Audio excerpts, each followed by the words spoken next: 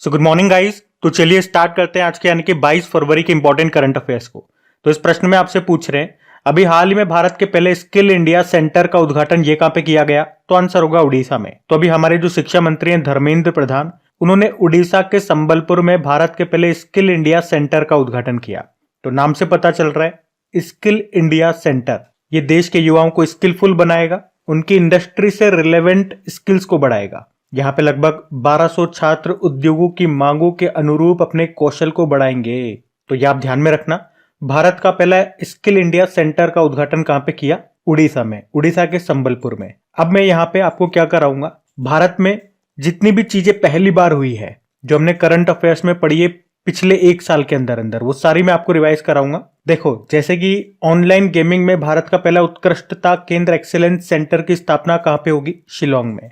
भारत का पहला world peace centre ये कहां पे स्थापित होगा? गुरुग्राम में। प्रधानमंत्री मोदी जी ने देश के पहले हाईटेक स्पोर्ट्स ट्रेनिंग सेंटर का उद्घाटन कहां पे किया था? मध्य प्रदेश के ग्वालियर में, जिसका नाम अटल बिहारी जी के नाम पे रखा गया। उसके अलावा अगर आपसे पूछे कि अपतटीय पोत से इलेक्ट्रोमैग्नेटिक रेल गन को लॉन्च करने वाला पहला देश कौन सा बना था? तो आंसर होगा जापान। आईएसओ सर्टिफिकेट पाने वाला देश का पहला महिला पुलिस थाना बना था भोपाल में। भारत के बाहर पहला आईआईटी ये कहां पे बना? तंजानिया के जांजीबार में।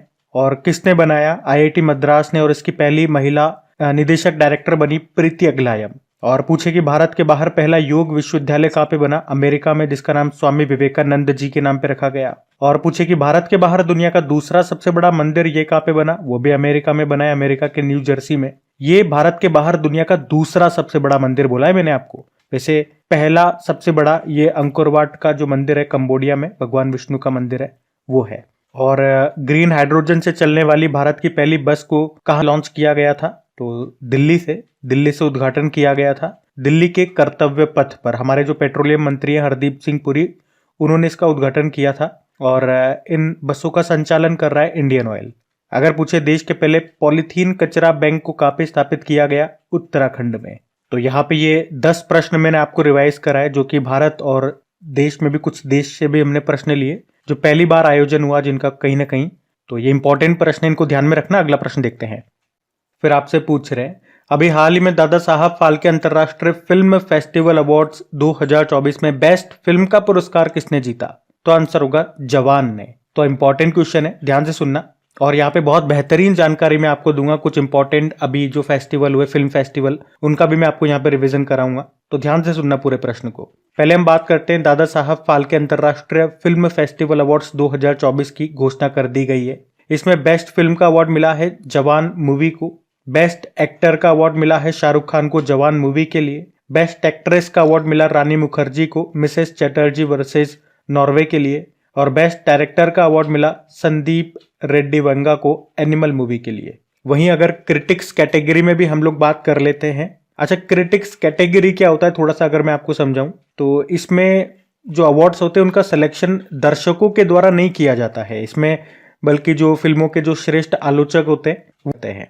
तो इसमें बेस्ट फिल्म का अवार्ड दिया गया 12th फेल मूवी को। बेस्ट एक्टर विक्की कौशल रहे सेम बहादुर के लिए।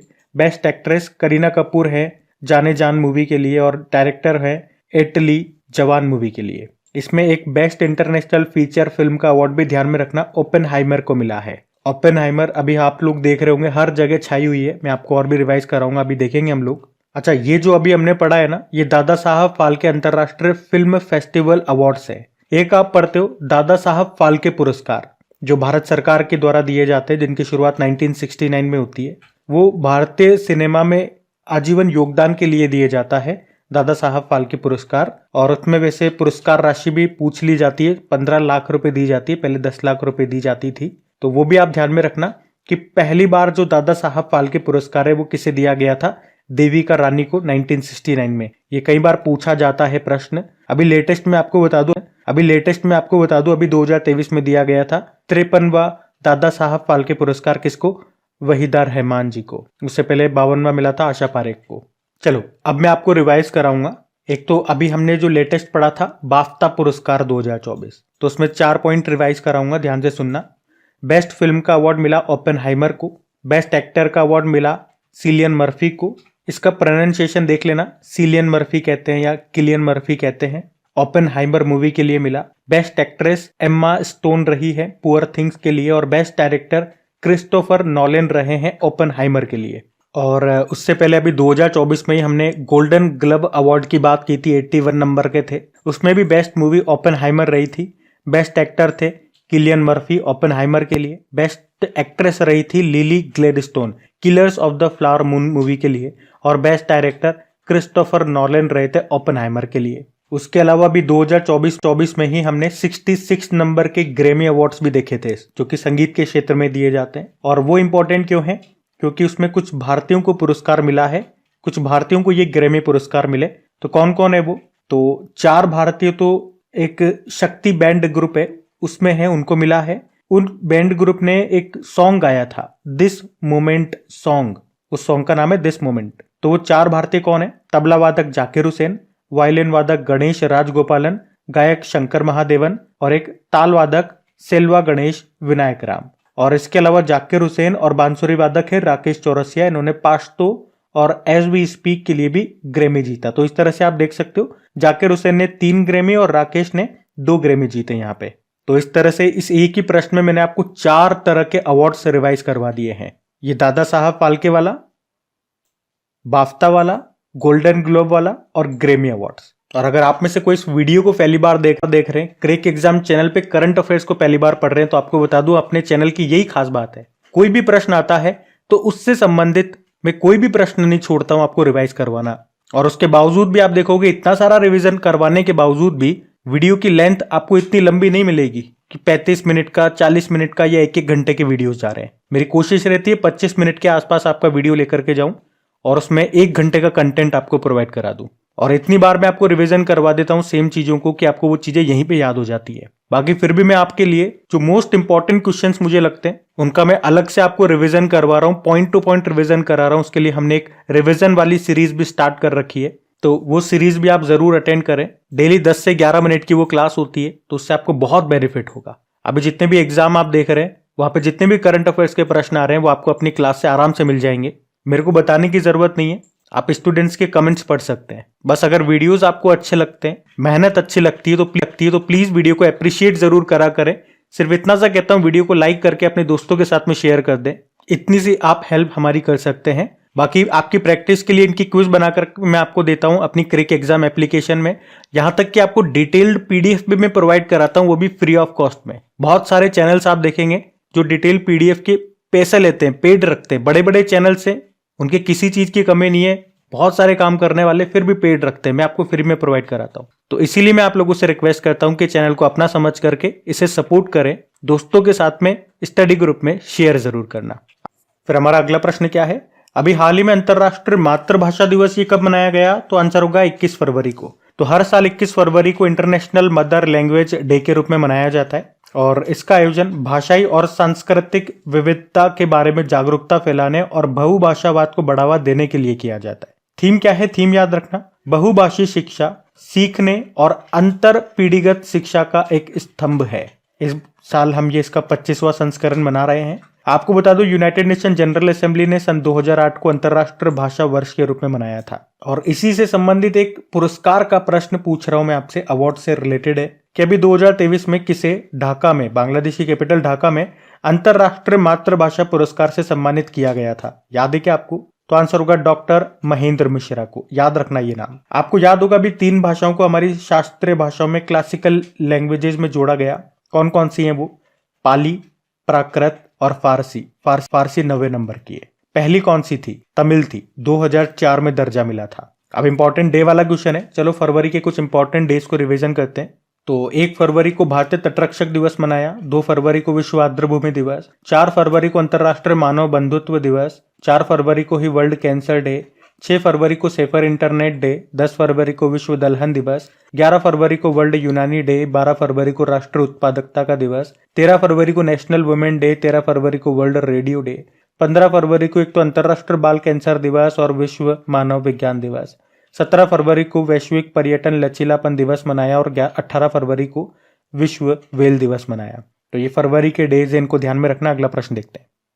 फिर आपसे पूछ रहे हैं अभी फरवरी 2024 में प्रधानमंत्री नरेंद्र मोदी ने कहां पर भारत की सबसे लंबे रेलवे सुरंग का उद्घाटन किया? तो आंसर होगा जम्मू कश्मीर। तो अभी प्रधानमंत्री नरेंद्र मोदी ने भारत की सबसे लंबी रेलवे सुरंग का उद्घाटन किया।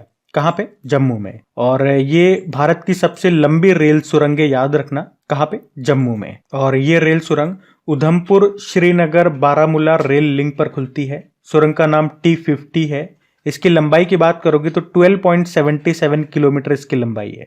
अच्छा, इसी के साथ प्रधानमंत्री नरेंद्र मोदी ने कश्मीर की पहली इलेक्ट्रिक ट्रेन का भी उद्घाटन किया जो श्रीनगर और संगल दान के बीच में चलेगी। और इतना ही नहीं, वहां पे उन्होंने दुनिया के सबसे ऊंचे जो सिंगल आर्क रेल पुल बन रहा है, आपको पता है, उसका भी उद्घाटन किया। और आपको पता है ये पुल किस नदी पर है? चेनाब नदी पर है, जिसकी ऊंचाई की बात करेंगे 359 मीटर है। लंबाई की बात करोगे तो 1.315 किलोमीटर है, यानी कि 1315 मीटर इसकी लंबाई है। लागत आई इसको बनाने में लगभग 14,000 करोड़ रुपए। तो ये जो पुल है ये कश्मीर को शेष भारत से जोड़ेगा। वहां पे मोदी जी ने मतलब जम्मू में एक एम्स का भी उद्घाटन किया और एक IIM का भी उद्घाटन किया। मतलब अभी जम्मू गए थे, उन्होंने करीब 32,000 करोड़ रुपए के प्रोजेक्ट्स का लोकार्पण और शिलान्यास किया। जो मुख्य मुख्य बातें थी वो मैंने आपको बता दी है। अच्छा, यहाँ पे कुछ और भी में पुल हैं जो कि किसी न किसी कारण से सबसे लंबे हैं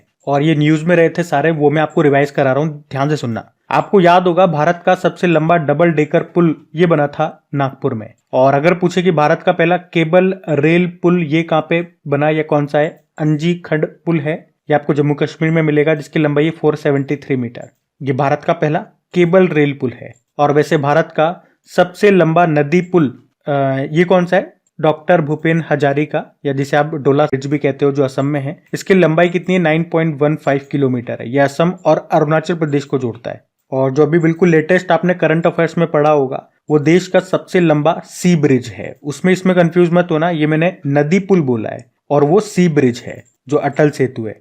उसकी लंबाई 21.8 किलोमीटर है, जो कि मुंबई को नवी मुंबई से जोड़ता है। और दुनिया का सबसे लंबा कांच का पुल ये वियतनाम में आपको मिलेगा, जिसकी लंबाई 632 मीटर है और इसको व्हाइट ड्रैगन कहते हैं। दुनिया का सबसे लंबा सस्पेंशन ब्रिज ये चेक रिपब्लिक में आपको मिलेगा, जिसका नाम है स्काई ब्रिज 721 मीटर इसकी लंबाई है। और भारत का सबसे बड़ा स्काई वॉक पुल ये तमिलनाडु में खुला था, जिसकी लंबाई 570 मीटर है। और ये दुनिया का सबसे ऊंचा ब्रिज मैंने आपको बता ही दिया, तो रेल ब्रिज है जम्मू कश्मीर में। और अगर पूछे कि दुनिया का सबसे लंबा प्लेटफॉर्म ये कहां पर है, ये कर्नाटक में आपको मिलेगा। कर्नाटक में जो हुबली रेलवे स्टेशन है, वैसे इसका भी नाम बदल दिया गया, अभी श्री सिद्धरूदा स्वामी जी के नाम पे कर दिया गया। और इस प्लेटफॉर्म की लंबाई बात करोगे तो 1507 मीटर है। तो ये इसी से संबंधित देखो रिलेटेड मैंने आपको सारे करंट अफेयर्स के जितने भी अभी तक प्रश्न बने वो सारे मैंने आपको रिवाइज करा दिए, तो ध्यान रखना। अभी अगला प्रश्न देखते हैं।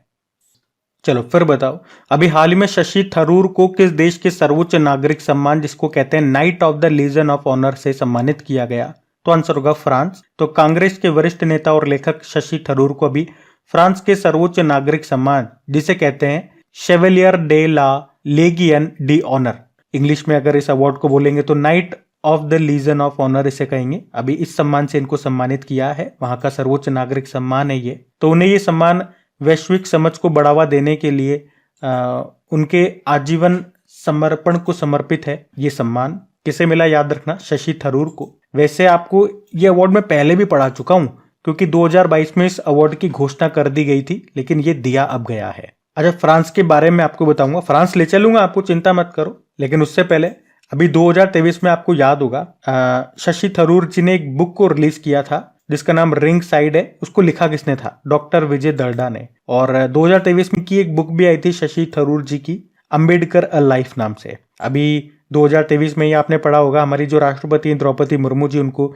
सूरीनाम का सर्वोच्च सम्मान मिला था। इसी तरह से टाटा सन्स के जो चेयरमैन हैं रतन टाटा जी, उनको ऑस्ट्रेलिया का सर्वोच्च सम्मान मिला था। और प्रधानमंत्री नरेंद्र मोदी को अभी 2023 में बता रहा हूँ, फिजी देश का, पपुआ न्यू गिनी का, ग्रीस का और फ्रांस का सर्वोच्च सम्मान भी मिला था। अब बात फ्रांस की है तो ये रहा मैप में फ्रांस, कैपिटल पेरिस हो गई। अभी समर ओलंपिक यहीं पे होने हैं 2024 में। करेंसी यूरो हो गई और प्रेसिडेंट है इमैनुअल मैक्रोन। इमैनुअल मैक्रोन का नाम न्यूज में क्यों था? अभी हमारे रिपब्लिक डे पे हमारे चीफ गेस्ट है ये। और इसी के बाद हमने पढ़ा था इन्होंने हमारे यूपीआई सिस्टम को यहाँ पे लागू कर लिया और इस तरह से पहला यूरोपीय देश बन गया ये। यहाँ के अभी प्रधानमंत्री का नाम भी न्यूज में था, नए बने थे गैब्रियल अटल, पहले समलैंगिक प्रधानमंत्री बने यहाँ के और सबसे युवा भी हैं, तो इन कारण से फ्रांस अभी न्यूज में था, ध्यान में रखना। अगला प्रश्न देखते हैं। फिर आपसे पूछ रहे अभी हाल ही में अंतरराष्ट्रीय सौर गठबंधन में शामिल होने वाला 119वां देश कौन सा बन गया? तो आंसर होगा माल्टा। तो अभी विदेश मंत्रालय के अनुसार यूरोपीय देश है ये माल्टा। अंतरराष्ट्रीय सौर गठबंधन इंटरनेशनल सोलर अलायंस में शामिल होने वाला ये 119वां देश बन गया है। इंटरनेशनल सोलर अलायंस की बात करें, आपको बताया 2015 में पेरिस में जो संयुक्त राष्ट्र जलवायु सम्मेलन का जो COP21 का आयोजन हुआ था, वहां पे प्रधानमंत्री नरेंद्र मोदी और पूर्व फ्रांसीसी राष्ट्रपति या उस वक्त जो फ्रांस के राष्ट्रपति थे ओलांद, उन्होंने इसकी स्थापना की थी इंटरनेशनल सोलर अलायंस की। और वैसे इसका मुख्य उद्देश्य क्या है? 2030 तक 1000 गीगावाट सौर क्षमता को हासिल करना। और कर्क रेखा और मकर रेखा जो होती है, आपको पता है इसी के बीच में सबसे ज्यादा सूर्य किरणें आती है, सबसे ज्यादा सूर्य की जो रेज होती है वो यहीं पे गिरती है। और सोलर के लिए क्या चाहिए? सूर्य की रेज चाहिए, सूर्य चाहिए, क्योंकि सोलर एनर्जी को ही तो हम इलेक्ट्रिकल एनर्जी में परिवर्तित करते हैं, बदलते हैं सोलर पैनल्स की मदद से। तो इसमें हम ये कर्क रेखा और मकर रेखा के बीच में जितने भी देश हैं उनको इसमें जोड़ने का प्रयास कर रहे हैं। जितने ज्यादा से ज्यादा लोग इसमें जुड़ेंगे, जितने ज्यादा से ज्यादा देश इसमें जुड़ेंगे, हम ज्यादा से ज्यादा सोलर एनर्जी पे मूव कर पाएंगे। और क्या लक्ष्य वो मैंने आपको बता ही दिया। इसका मुख्यालय ध्यान में रखना कहां पर है? गुड़गांव में है। ये एकमात्र ऐसा अंतरराष्ट्रीय संगठन होगा जिसका मुख्यालय भारत में आपको मिलेगा। और इसके डायरेक्टर जनरल कौन है? अजय माथुर है। अभी नवंबर में आपको याद होगा पिछले साल इंटरनेशनल सोलर अलायंस की 6वीं बैठक हुई थी नई दिल्ली में। अच्छा, इसी तरह से कुछ प्रश्न मैं आपको रिवाइज करा रहा हूं जहां पे भी हमने सोलर की बात की है। जैसे कि भारत का पहला सौर ऊर्जा संचालित गांव कौन सा बना था? गुजरात का मोढेरा गांव। दिल्ली एयरपोर्ट ये बना था पूरी तरह से हाइड्रो और सौर ऊर्जा से चलने वाला भारत का पहला एयरपोर्ट। देश के पहले सोलर रूफटॉप सिस्टम का उद्घाटन किया गया गांधीनगर गुजरात में। और दुनिया का सबसे बड़ा फ्लोटिंग सोलर पावर प्लांट बनेगा मध्य प्रदेश के खंडवा जिले में, नर्मदा नदी पर ओमकारेश्वर बांध पे। और पूछे कि देश का पहला सोलर सिटी ये कौन सा है? सांची, मध्य प्रदेश में। और दीव जो है ये दिन के दौरान पूरी तरह से सौर ऊर्जा से चलने वाला भारत का पहला शहर बना था। मुख्यमंत्री सौर मिशन को शुरू किया था मेघालय ने। और भारत की पहली ग्रीन सोलर पावर फैक्ट्री ये बनेगी उत्तराखंड में। कौन बनाएगा? Luminous power technology. भारत का पहला सोलर साइकिलिंग ट्रैक कहाँ पे बनेगा? हैदराबाद में, जिसकी लंबाई 23 किलोमीटर है। प्रधानमंत्री कुसुम योजना की हमने बात की थी, जिसका मतलब होता है किसान ऊर्जा सुरक्षा और उत्थान महाअभियान। ये शुरू हुई थी फरवरी 2019 में।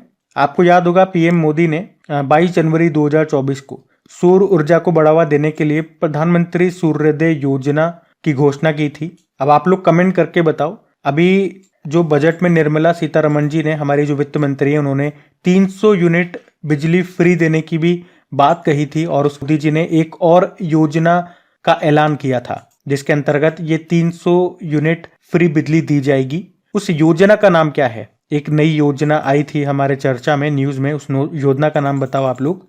और अगर आपसे पूछे कि भारत का सबसे बड़ा बैटरी एनर्जी स्टोरेज सिस्टम आधारित सौर ऊर्जा संयंत्र ये कहां पे बना? छत्तीसगढ़ में। तो ध्यान रखना, काफी सारा आज मैंने आपको रिवीजन कराया है और ये सारे वही पॉइंट्स है जो हम पढ़ चुके हैं, कुछ नया नहीं है हमारे लिए। अभी अगला प्रश्न देखते हैं।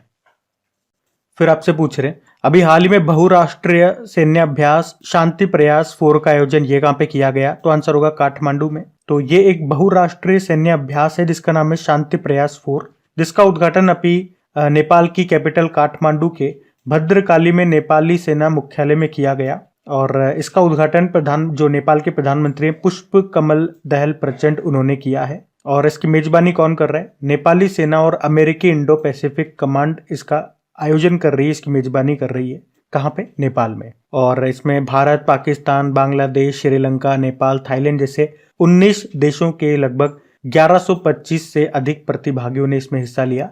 और इसका आयोजन की बात करें कब से कब तक? 20 फरवरी से 4 मार्च 2024 तक। देखो, नेपाल में इसका आयोजन किया गया। नेपाल के क्या स्टैटिक बनेंगे? जैसे कि कैपिटल काठमांडू है, करेंसी है नेपाली रुपया, प्रधानमंत्री पुष्प कमल दहल प्रचंड हो गए और प्रेसिडेंट कौन है? श्री रामचंद्र पौडेल। अच्छा, एक्सरसाइज वाला प्रश्न फिर से आ गया। चलो 2024 की जितने भी इंपॉर्टेंट एक्सरसाइजेज अभी तक हमने पढ़ी है वो सारी मैं आपको रिवाइज कराता हूँ। जैसे कि 2024 की पहली एक्सरसाइज हमने पढ़ी थी डेजर्ट साइक्लोन। जिसका आयोजन हुआ भारत और यूएई के बीच में। कहाँ पे? राजस्थान के थार रेगिस्तान में। सहयोग काजिन एक्सरसाइज की बात करोगे, भारत और जापान के तटरक्षक बलों के बीच में हुई है, चेन्नई में। और अयुत्या एक्सरसाइज भारत और थाईलैंड के बीच में इसका आयोजन हुआ, पहली बार आयोजन हुआ। साइक्लोन एक्सरसाइज इस बार इसका दूसरा संस्करण हुआ, भारत और इजिप्ट के बीच में। कहाँ पे? इजिप्ट में। खंजर एक्सरसाइज इस बार 11वां संस्करण हुआ, भारत और किर्गिस्तान के बीच में। कहाँ पे? हिमाचल प्रदेश के बकलोह में। एक स्टीड फास्ट डिफेंडर एक्सरसाइज का आयोजन किया नाटो ने। डेजर्ट नाइट एक्सरसाइज भारत फ्रांस यूएई के बीच में हुआ, अरब सागर के ऊपर। पहली बार अभी सदा तनसीक नाम का एक्सरसाइज हुआ था भारत और सऊदी अरब के बीच में, राजस्थान के बीकानेर में। वायु शक्ति एक्सरसाइज का आयोजन किया था इंडियन एयरफोर्स ने, पोखरण राजस्थान में। मिलन एक्सरसाइज भारतीय नौसेना ने इसका आयोजन किया, लगभग 50 देशों ने हिस्सा लिया। कहाँ पे? विशाखापत्तनम में। 2024 की ये सारी इंपॉर्टेंट एक्सरसाइजेज हैं, ये सारी हमको याद रखनी है। और जब भी एक्सरसाइज का प्रश्न आता है, बार बार ये एक्सरसाइज मैं आपको रिवाइज कराता हूँ और कराता रहूंगा, तो आपको ये यहीं पे याद हो जाएंगी। बस आपको क्या कोशिश करनी है, डेली कंटिन्यू आपको बने रहना है। अभी हम अगला प्रश्न देखते हैं।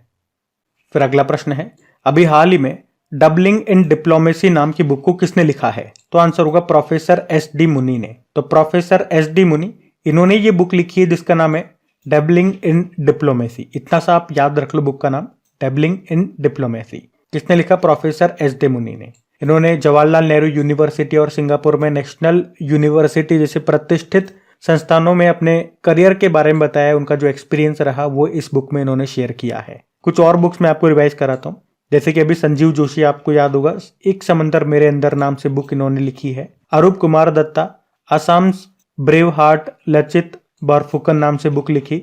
चित्रा बनर्जी की बात करेंगे, एन अनकॉमन लव नाम से इन्होंने बुक लिखी है। तो ये बुक्स अभी न्यूज में थी, इनको ध्यान में रखना। अगला प्रश्न देखते हैं।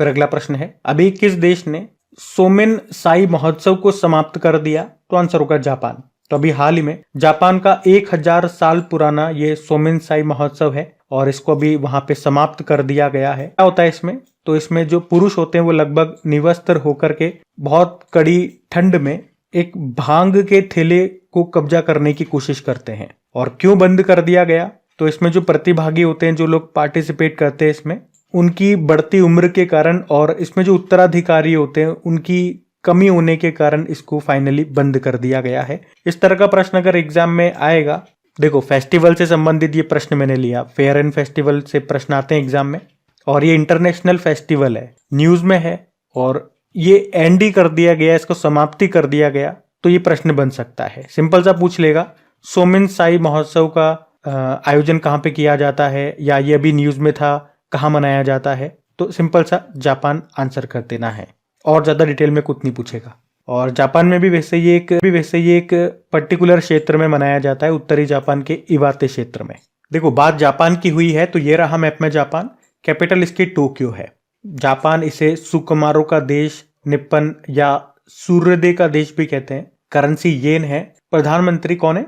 फूमियो किशिदा है। जापान की संसद को क्या कहते हैं? डाइट कहते हैं। और जापान ये चांद पर पहुंचने वाला 5वां देश बना है, याद रखना। और जापान के साथ हमारा एक मिशन भी है, LUPEX mission, lunar polar exploration mission. अभी आपने पढ़ा था, अपतटीय पोत से इलेक्ट्रोमैग्नेटिक रेल गन को लॉन्च करने वाला पहला देश बना था कौन सा? जापान। और अभी 2023 में G7 की अध्यक्षता जापान ने ही की थी। जापान के साथ हमने अभी धर्मा गार्जन नाम का एक्सरसाइज भी किया था। धर्मा गार्जन हम करते हैं, इसके साथ वीर गार्जन करते हैं और शिन्यू मैत्री करते हैं, जिमेक्स एक्सरसाइज करते हैं, सहयोग काजिन करते हैं और मालाबार एक्सरसाइज भी करते हैं। मालाबार खैर क्वाड ग्रुप के बीच में होती है। क्वाड ग्रुप में 4 देश होते हैं, भारत, जापान, ऑस्ट्रेलिया और यूएसए। ये भी ध्यान में रखना। अगला प्रश्न देखते हैं। फिर आपसे पूछ रहे हैं, अभी हाल ही में under water photographer of the year का खिताब किसने जीता? एलेक्स डॉसन ने। तो स्वीडिश फोटोग्राफर है ये एलेक्स डॉसन, जिन्होंने भी under water photographer of the year 2024 का खिताब जीत लिया। उनकी फोटो कौन सी थी? तो ये मैं आपको दिखा रहा हूं, आप देख सकते हो फोटो। इसमें ग्रीनलैंड की बर्फ की चादर के नीचे एक गोताखोर को मिंक वेल के कंकाल की खोज करते हुए दिखाया गया और इसी के लिए इन्होंने ये पुरस्कार जीता है। उन्हें ये खिताब लंदन में दिया गया क्योंकि under water photographer of the year competition ये लंदन में स्थित एक वार्षिक कार्यक्रम है। आपको याद होगा अभी नीमा सरीखानी का नाम, अभी wild life photographer of the year का अवार्ड इन्होंने जीता था। एक पोलर बियर की फोटो इन्होंने खींची थी जो कि एक आइस बेड पे सोए हुए था। बाकी ये सविता कंसवाल, पर्वतारोही है उत्तराखंड से, मरणोपरांत अभी तेंजिंग नॉर्गे पुरस्कार 2022 मिला था इनको। और वासिनी लॉरेट्स कला और साहित्य में यूनाइटेड अरब अमीरात का ग्रेट अरब माइंड्स अवार्ड इन्होंने जीता। ये अल्जीरियाई प्रोफेसर है और इस अवार्ड को अरब का नोबेल पुरस्कार भी कहते हैं। तो गाइज ये था आज का आपका करंट अफेयर्स का सेशन। कमेंट करके जरूर बताइएगा सेशन कैसा लगा, और अच्छा लगा तो प्लीज वीडियो को लाइक जरूर कर देना अगर अभी भी आपने नहीं करा तो, और कर दिया तो बहुत बहुत शुक्रिया आपका। इसे अपने दोस्तों के साथ में अपने स्टडी ग्रुप में शेयर जरूर करना। बाकी चलो अभी कल के करंट अफेयर्स का मैं आपको क्विक रिवीजन करा दूं, फिर सेशन एंड करते हैं। तो पहला प्रश्न आपसे पूछा था, एशियन इंडोर एथलेटिक्स चैंपियनशिप में भारत कौन से स्थान पर रहा? 5वें स्थान पर रहा। विश्व सामाजिक न्याय दिवस आपने मनाया 20 फरवरी को। कर्नाटक हाईकोर्ट के नए चीफ जस्टिस कौन बने? निलय विपिन चंद्र अंजारिया। प्रधानमंत्री नरेंद्र मोदी ने किस राज्य में श्री कल्की धाम मंदिर का शिलान्यास किया? तो आंसर होगा उत्तर प्रदेश। 2024 में खजुराहो नृत्य महोत्सव का कौन सा संस्करण का आयोजन हुआ? 50वां। 20 फरवरी को मिजोरम और किस राज्य ने अपना स्थापना दिवस मनाया? अरुणाचल प्रदेश। खासी स्वतंत्रता सेनानी यू तिरोट सिंह की प्रतिमा का अनावरण कहाँ पे किया गया? ढाका में। आचार्य विद्यासागर महाराज जी का निधन हो गया, उनका संबंध किस धर्म से था? जैन धर्म। और अभी CMS कोप 14 का आयोजन कहाँ पे हुआ? उज्बेकिस्तान। लोकसभा चुनाव के लिए पंजाब के स्टेट आइकन कौन बने? तो आंसर होगा शुभमन गिल। अभी कल का होमवर्क प्रश्न देखते हैं और सेशन एंड करते हैं। तो कल के वीडियो में आपसे पूछा था किसे 2023 के एजुथाचन पुरस्कार के लिए चुना गया? तो आंसर होगा SK वसंथन को। आप सभी ने प्रश्न का बिल्कुल सही उत्तर दिया। अब ये रहा आज का आपका होमवर्क प्रश्न।